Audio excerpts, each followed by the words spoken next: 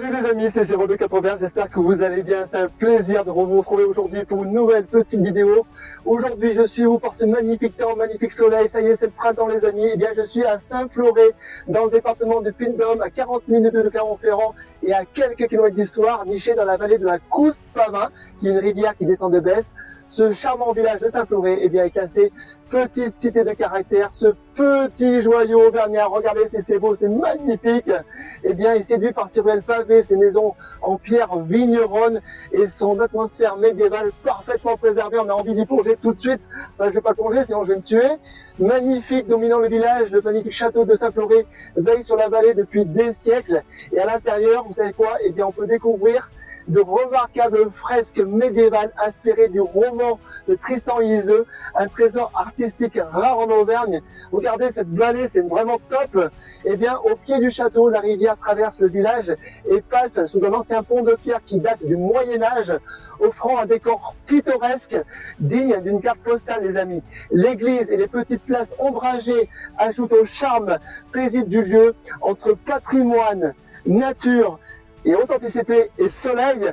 Eh bien, Saint-Floré est une halte incontournable pour tous ceux et celles qui souhaitent découvrir l'âme des villages d'Auvergne. Mais Saint-Floré aussi, ce sont des heures tragiques, on va en parler un petit peu, pendant la Seconde Guerre mondiale, un endroit hors du temps, parfait pour une escapade pleine de charme. Allez, sans plus attendre, on part tout de suite et on plonge dans Saint-Floré.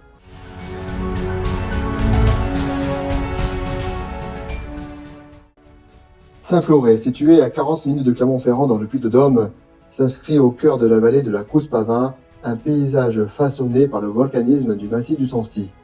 Le village se trouve dans une région traversée par plusieurs itinéraires secondaires du pèlerinage vers Saint-Jacques-de-Compostelle. À proximité passe notamment la Via Arverna, célèbre variante du chemin reliant Clermont-Ferrand à Cahors. Cette voie suit globalement la vallée de l'Allier. Il traverse des sites importants comme Issoire, situé non loin de Saint-Floré. Les falaises sombres qui entourent le village, issues d'anciennes coulées volcaniques, rappellent cette origine géologique. La rivière serpente entre les maisons en pierre, créant une atmosphère paisible et authentique. On entre dans le fort villageois par la route du château, puis on franchit un petit pont médiéval en pierre, le pont de la Pède, donnant l'impression de remonter le temps avant de se perdre dans les ruelles étroites, les passages voûtés et les petites placettes pleines de charme.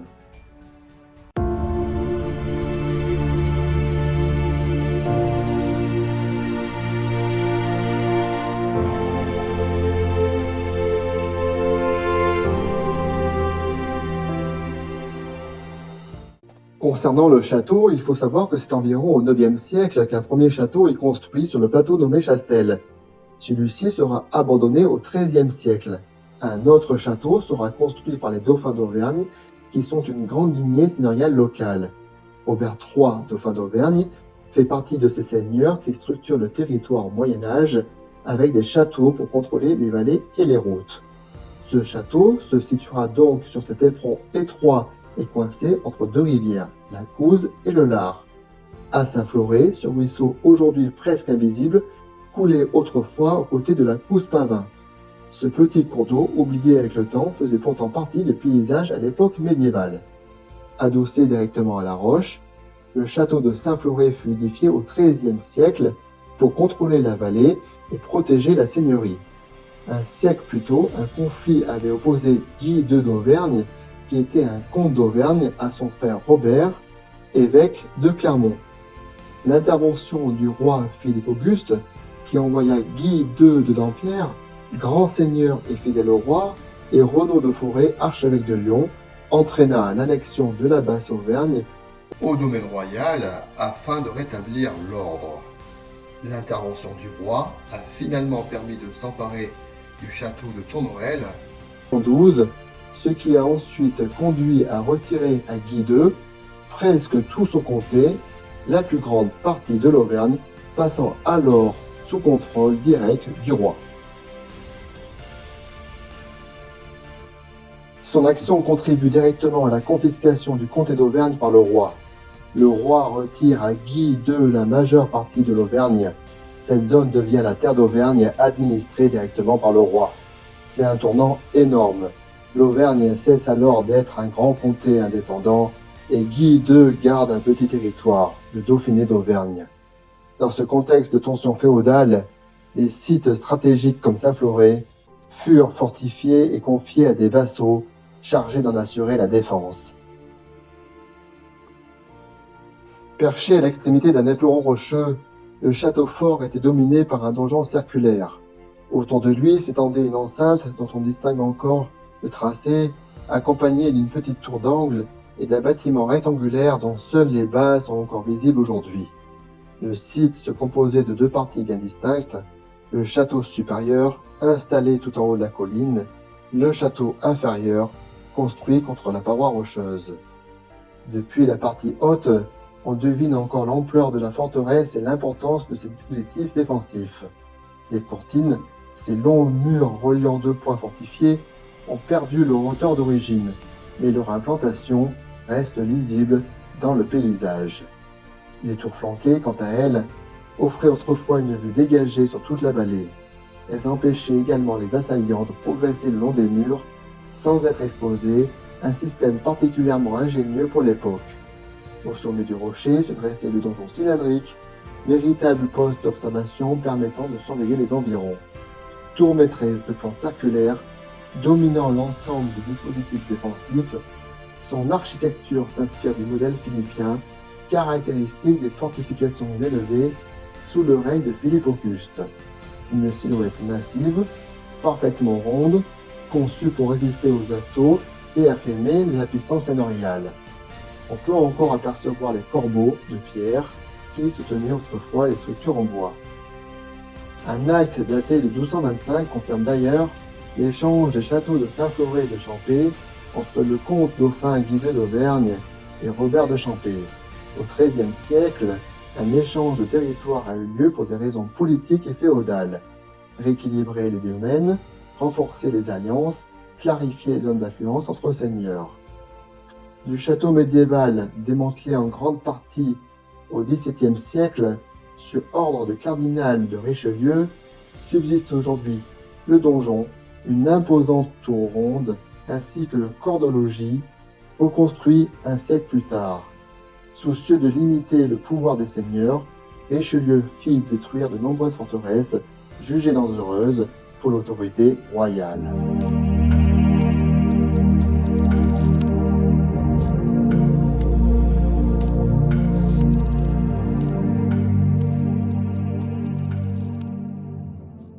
Au XIVe siècle, le seigneur de Saint-Floray à Thompierre et sa femme Isabelle de Chalut font aménager une salle gothique de 9 mètres de côté, ornée de 12 nervures convergeant vers une clé de voûte représentant un soleil au visage humain. En pénétrant dans la salle des fresques dédiée au duc de Berry, on découvre un ensemble de peintures murales exceptionnelles réalisées entre 1360 et 1370.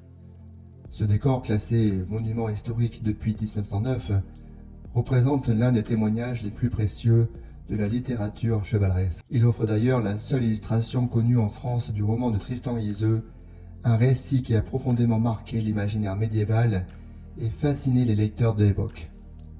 Au XIVe siècle, environ 40 fresques illustrant le récit de Tristan et Iseult furent réalisées au château de Saint-Floray en l'honneur de la visite du duc de Berry. 13 d'entre elles sont encore visibles aujourd'hui, constituant un ensemble exceptionnel dans l'art médiéval européen. On peut observer que chaque arc se termine sur un culot sculpté, comme si la pierre elle-même soutenait l'ensemble. Au-dessus, une autre salle, la salle aux ornements, révèle encore une partie de son carrelage d'origine, soigneusement préservée au fil des siècles. La charpente, admirablement conservée elle aussi, témoigne du savoir-faire des artisans du Moyen-Âge et donne à l'ensemble une atmosphère authentique et chargée d'histoire. En montant jusqu'à la plateforme située près de la tour, on profite alors d'un panorama remarquable. Le village s'étend en contrebas, accompagné des vestiges restaurés qui dessinent aujourd'hui un paysage harmonieux. Depuis ce point de vue, on aperçoit également la butte du Chastel qui complète cette scène où se mêlent patrimoine, nature et mémoire des lieux. Pendant la Révolution, Saint-Floret prit le nom de Roche-la-Couze, en référence au verrou rocheux formé par les deux éperons qui dominent la Couze-Pavin, la petite rivière qui traverse le village. Les révolutionnaires cherchaient alors à supprimer toute référence à l'ancien régime. De nombreux villages furent rebaptisés afin d'effacer les noms liés aux seigneurs, aux saints ou à la noblesse. Saint-Floret devint ainsi temporairement Roche-la-Couze, un nom purement géographique associé aux rochers et à la rivière. Ces changements étaient souvent imposés rapidement, sans concertation avec les habitants. Plus tard, Napoléon, soucieux de stabiliser le pays et de centraliser l'administration, entreprit de restaurer les noms historiques afin de clarifier l'organisation administrative, de respecter l'identité locale et de rassurer ainsi les populations.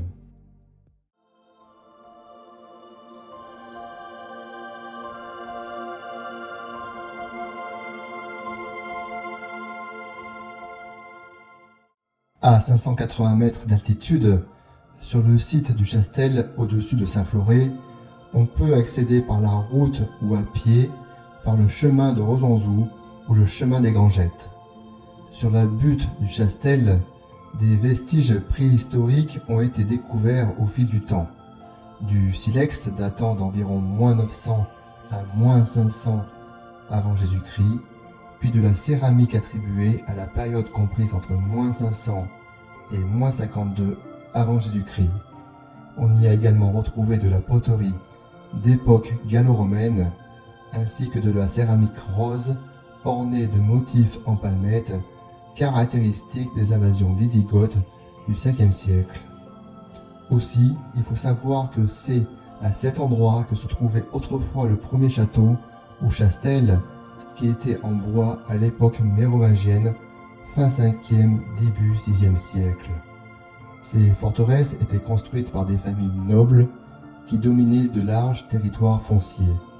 Le nom Chastel provient du terme latin castellum, utilisé à l'époque mérovingienne pour désigner un lieu fortifié, installé sur un relief naturellement protecteur. À cet endroit, on trouve donc un ancien ensemble religieux qui dominait autrefois la vallée. Les tombes, l'ossuaire et l'église du Chastel. Sur le rocher granitique du Chastel, 22 tombes rupestres de forme anthropomorphe ont été mises au jour directement creusées dans la pierre. Deux d'entre elles étaient destinées à des enfants.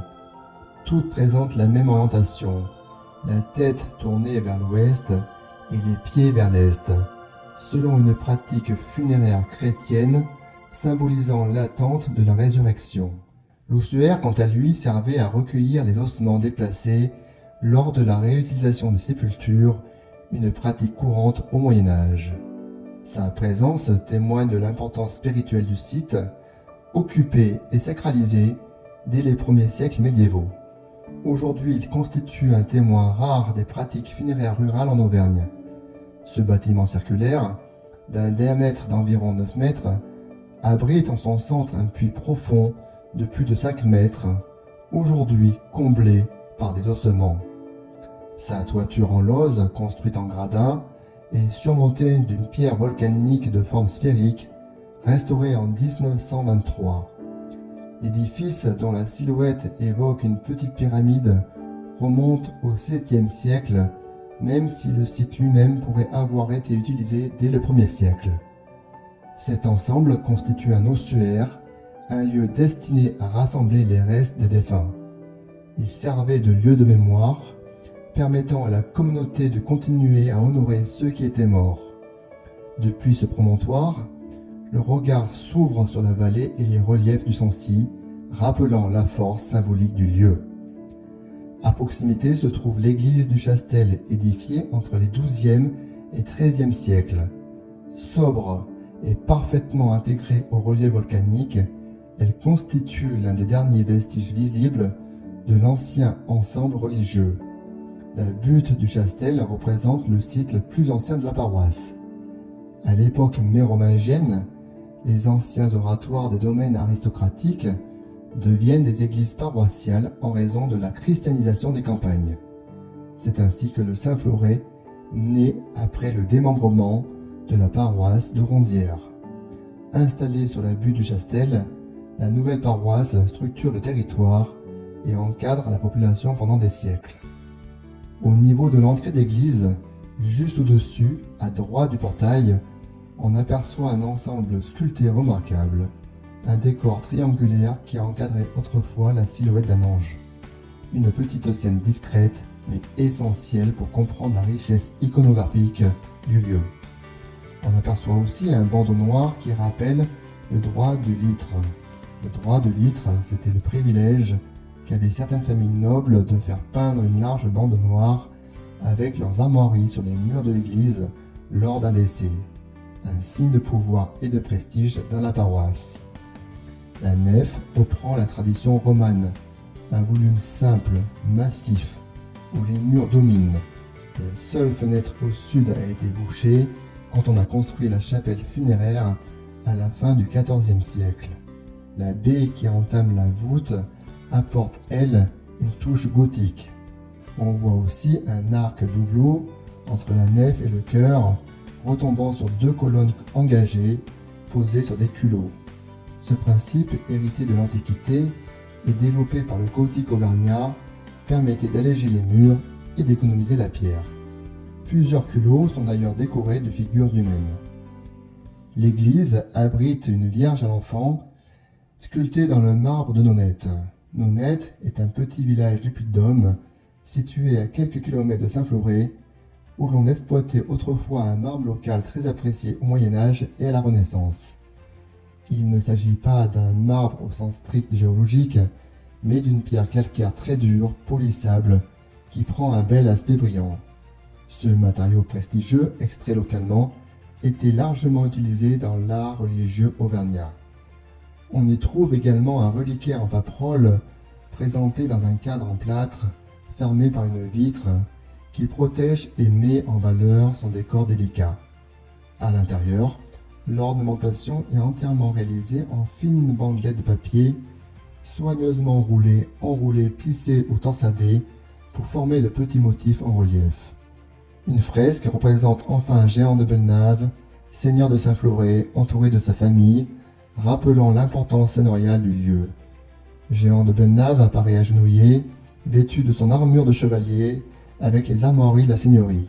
Un lion d'or, rampant, armé et lampassé, de gueule sur fond azur. À sa gauche se tient sa seconde épouse, Isabeau de Chalut, vêtue d'une robe à pans richement décorée, porte une coiffure à cornes comme ses filles.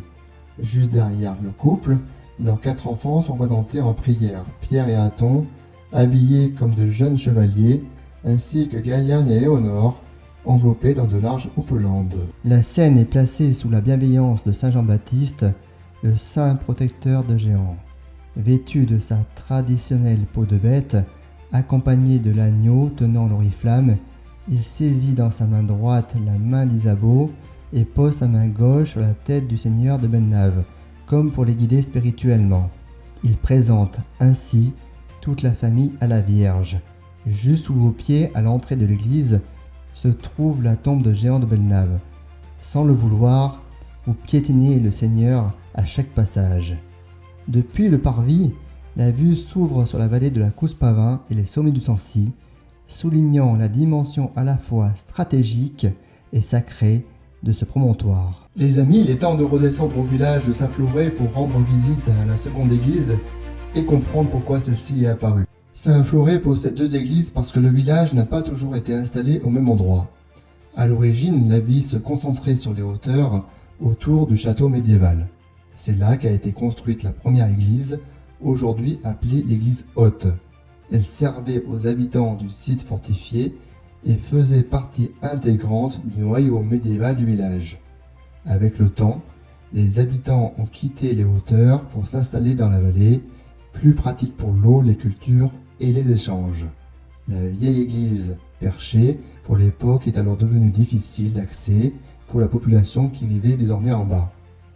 Une nouvelle église au style baroque, datant du XVIIIe siècle, plus simple et plus proche des maisons, a donc été construite dans le bourg. Elle est devenue l'église paroissiale du quotidien, tandis que l'église haute a conservé son rôle historique et des messes sont aujourd'hui encore célébrées. Ainsi, les deux édifices témoignent de l'évolution du village, l'un rappelle son passé médiéval perché, l'autre accompagne la vie du village moderne installé dans la vallée.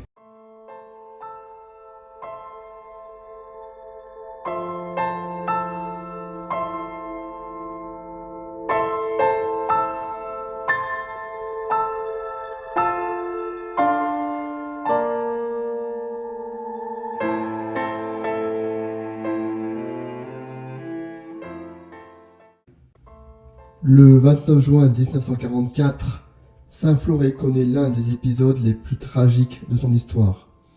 À la suite de l'attaque par un groupe de maquisards d'une colonne militaire allemande circulant dans la vallée, le village devient la cible d'une violente représaille. Une escadrille de 5 avions survole alors Saint-Floray à très basse altitude et largue près de 70 bombes explosives et incendiaires. 10 maisons sont entièrement détruites, une trentaine d'autres gravement endommagées et le cœur du bourg est ravagé. Au bombardement succède une rafle menée par la Wehrmacht et au terme de cette journée tragique, 11 habitants du village ont perdu la vie sous les bombardements. Plusieurs villageois et civils furent arrêtés puis transférés à la prison militaire allemande du 92 à Clermont-Ferrand. 6 d'entre eux furent sortis de leur cellule exécutés le 13 juillet 1944 à Orsine. Par ailleurs, 6 habitants furent déportés. 3 ne revinrent jamais, tandis que 3 autres purent survivre et rentrer. Une grande partie du vieux bourg ainsi que du fort fut détruite. Ces secteurs ont depuis été réaménagés et sécurisés par la commune de Saint-Floray. Dans le cœur du village, l'oratoire situé près du pont de la Pède, qui franchit la Cousse-Pavin, renferme une vierge en majesté en bois sculpté et polychrome. Datée du XIIIe siècle, elle représente parfaitement le style des vierges romanes d'Auvergne. Selon la tradition locale, cette statue aurait protégé les 2 ponts lors du bombardement. La bombe tombée entre eux ne se serait pas déclenchée, ce que beaucoup d'habitants interprètent comme une intervention protectrice de la Vierge. Cet événement survenu quelques semaines avant la libération demeure profondément ancré dans la mémoire collective. Il rappelle la brutalité des derniers mois de l'occupation et le prix payé par les petites communes prises dans le tumulte de la Seconde Guerre mondiale. Dès lors, chaque année le 30 juin, une commémoration est célébrée à Saint-Floray.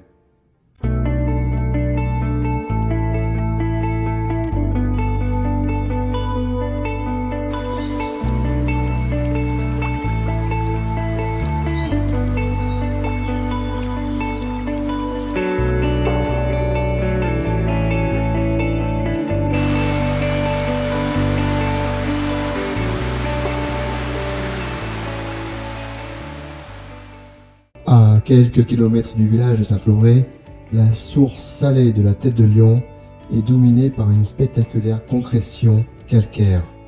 La Tête de Lion elle-même est formée de travertin, une roche issue du dépôt continu de calcaire transporté par l'eau.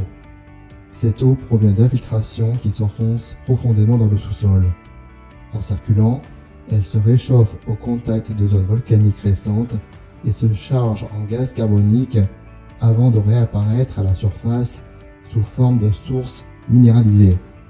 Sa haute teneur en fer explique sa couleur rouge caractéristique. Le sentier s'étire doucement sous les arbres comme une invitation à revenir.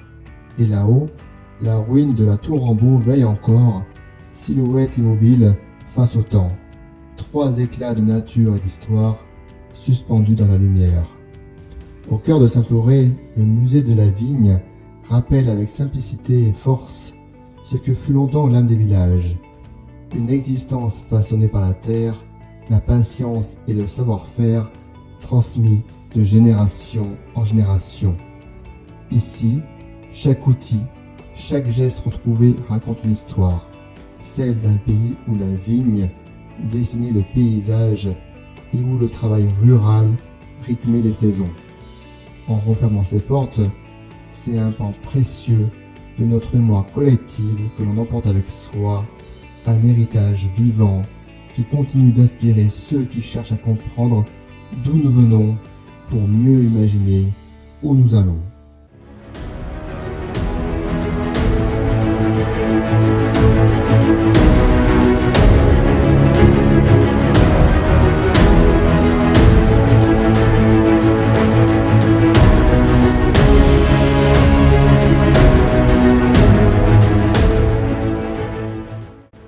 Au fil des siècles, Saint-Floray a su préserver l'âme profonde de son histoire, celle d'un village né de la pierre volcanique, comme ce rocher en forme de tête d'Indien, façonné par les seigneurs, les artistes, les croyances et les hommes qui l'ont habité.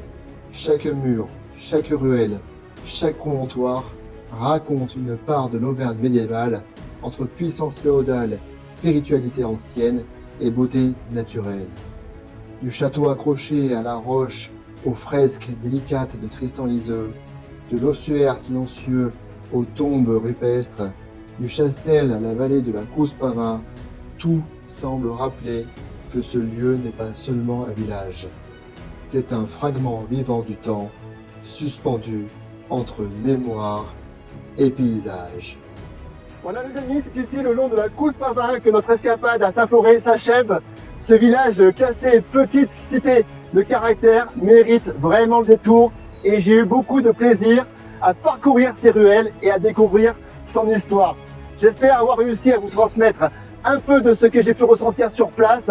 Un grand merci à la commune de Saint-Floray et merci à l'Office de tourisme Auvergne Pays d'Issoire pour leur accueil, leur disponibilité et la documentation qui m'a permis d'enrichir ce reportage. Merci aussi à vous d'avoir regardé la vidéo jusqu'au bout et vous pourrez trouver tous les liens utiles en description. On se retrouve très bientôt pour une nouvelle découverte au cœur de l'Auvergne. Ciao! Si cette vidéo vous a plu, n'hésitez pas à la liker, à vous abonner, à la partager autour de vous et à soutenir ces belles initiatives locales.